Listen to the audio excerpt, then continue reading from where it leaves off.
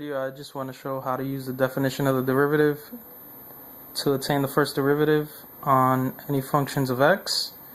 Here I have two functions, the f of x and the g of x. We're going to explore some easy ways to apply this process to getting the first derivative of any function. On this side we're dealing with the function of x and an exponential function. Later on we'll see how to apply the power rule to this kind of problem, but first we'll explore the definition of the derivative to get a greater understanding of how it actually works. Here we have the function of x, which is equal to 3x squared. A good way to visualize the function of x in this particular case, since we're using x plus delta x and f of x, it's good to understand that this is an input system where the x plus delta x is going to be inserted into the function. So here inside the parentheses, everywhere we see an x in the function, we'll just insert whatever goes into this function. In this case we have x plus delta x, so we're inserting it into this function here in the place of x. So here I left an empty set of parentheses in which I just placed the input of the function. The second part of this function, since it's the function of x plus delta x minus the function of x, is going to be the original function itself. So here we have the definition of the derivative itself. It's the limit of delta x approaching 0 of the function of x plus delta x minus the function of x over the delta x itself. A good way to do this is to break this down into pieces. So first you may want to figure out what this is going to give you. Instead of just trying to solve everything on one line, it might make it kind of difficult to read and blocky. The best way to do it is just try to solve this, resolve it on its own. Here I have the f of x plus delta x on its own, and I resolve that by inserting the x plus delta x as the x value and expanding it and multiplying it out, foiling and combining like terms, and then distributing the 3 to all terms. The second part of it is just the f of x.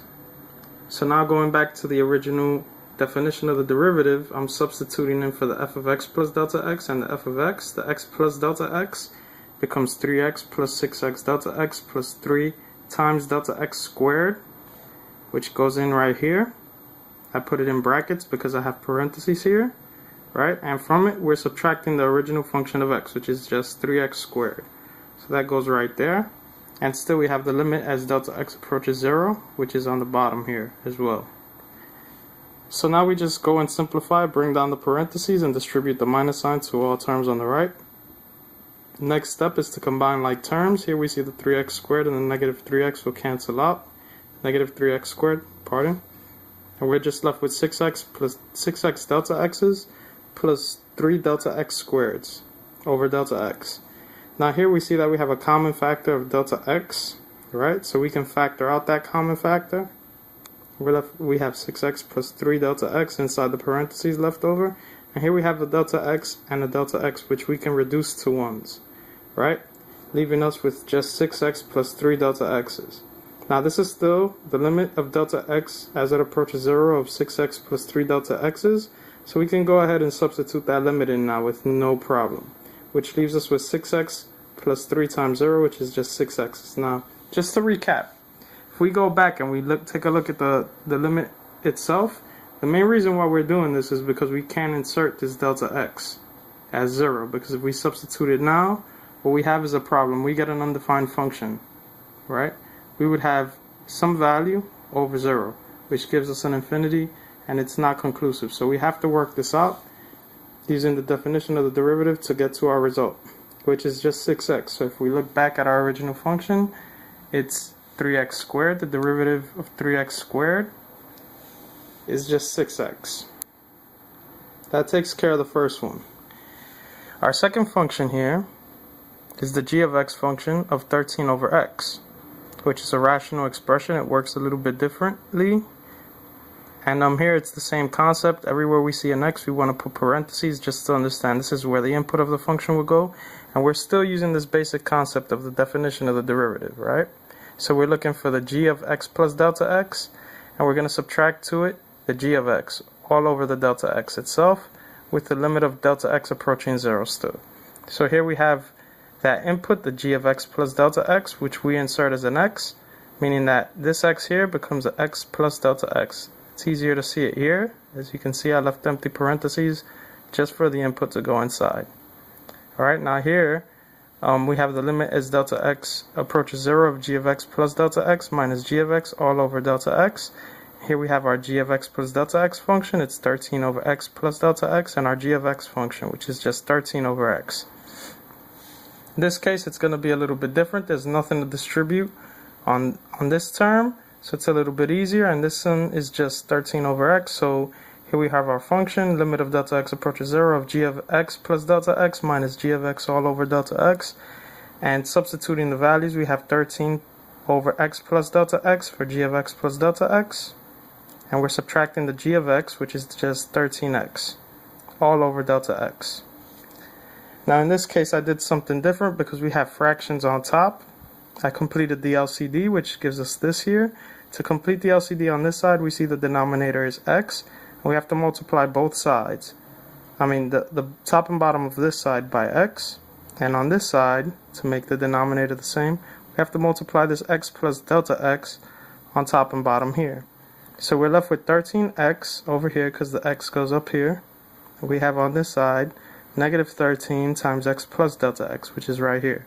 And it's all over the common denominator, which is x times x plus delta x, which we have right here.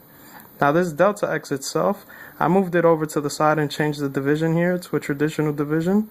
And I have one fraction being divided by another on this side. We'll get to that later. For the most part, we have to then just distribute this negative 13 to both of these terms, which gives us negative 13x and negative 13 delta x's. So I know we have 13x's, take away 13x's, and take away another 13 delta x's all over x times x plus delta x, and everything being divided by delta x over 1. Here when we simplify, we see that these two terms cancel out and we're just left with this term, negative 13 delta x is on top, and the denominator is just x times x plus delta x on the bottom, and that's being divided by delta x over 1. So now using the reciprocal rule, we can change this fraction, we reciprocate it, and we change this sign to multiplication, right? And these two fractions will then multiply together, giving us negative 13 delta x is on top when we multiply by 1, and on the bottom x times x plus delta x times delta x gives us x delta x times x plus delta x in parentheses. Now these two delta x's here will reduce out to 1, leaving us with just negative 13 on top and x times x plus delta x on the denominator side. Now when we apply this limit of delta x approaching 0 to this problem, we're just substituting this delta x in for 0. This delta x in as 0 into this problem, and this delta x here becomes 0. So we have negative 13 over x, and in parentheses we have x plus 0, which just gives us x inside. So this becomes x times x, right? And here we have that. We have negative 13 over x times x, which leaves us with negative 13 over x squared. And that's the derivative for that.